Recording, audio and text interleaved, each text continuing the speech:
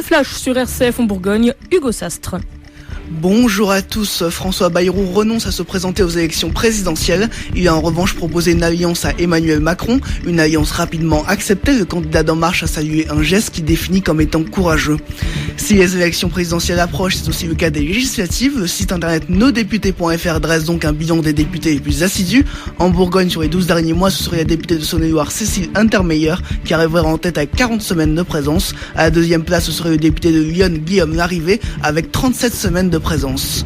Le tramway de Dijon est aujourd'hui à l'honneur. L'émission Radio Brunet de RMC est dans la capitale des Ducs de Bourgogne. Dans son émission, Éric Brunet a lancé une opération Merci les impôts pour valoriser des réalisations grâce à l'argent public et les auditeurs ont voté pour le tramway de Dijon. L'émission sera donc en direct de 13h à 15h à Dijon au restaurant La Place. Le maire de Dijon, François Rebsamen, sera invité dans l'émission.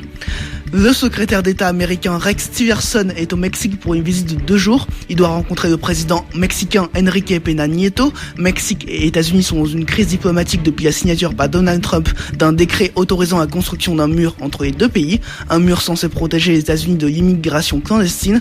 Le président Trump a également demandé d'accélérer les procédures d'expulsion des clandestins. Le théâtre de Saumur en Aixois est fermé depuis 2012 mais devrait rouvrir sous peu. En travaux depuis 2014 pour mettre à jour les normes de sécurité. Le début des travaux a été financé par l'État et par la région. Il faut maintenant enclencher la 3e et dernière phase de travaux, c'est-à-dire installer 285 nouveaux fauteuils, une nouvelle scène ou encore refaire toute l'électricité. Pour cela, 640 000 euros sont nécessaires. Si le conseil départemental a déjà promis 200 000 euros, un appel aux dons a été lancé. Si vous souhaitez participer, il faut vous rendre sur le site internet de la Fondation du patrimoine de Bourgogne.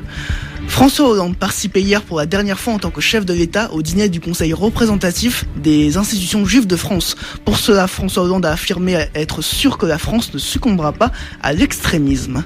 Les vignerons bourguignons s'équipent en générateurs anti-grêle. 90 nouvelles machines vont être installées sur les parcelles en plus des 53 déjà existantes, ce qui permet d'équiper 45 000 hectares de vignes supplémentaires. Ces dispositifs anti-grêle permettent d'expulser de l'oïure d'argent dans le ciel afin de faire exploser les gros grelons en petits morceaux.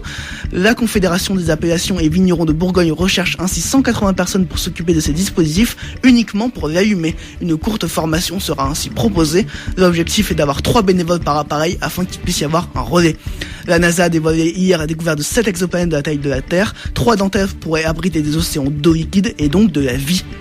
Le ciel est dégagé ce matin en Côte d'Or et en Saône-et-Loire. Il fait 11 à Châtillon-sur-Seine, 12 à Époisse et à Autun, 13 au Creusot et jusqu'à 15 degrés à Tournu. Dans l'après-midi, les nuages commencent à faire leur apparition et en fin de journée, il y aura de la pluie.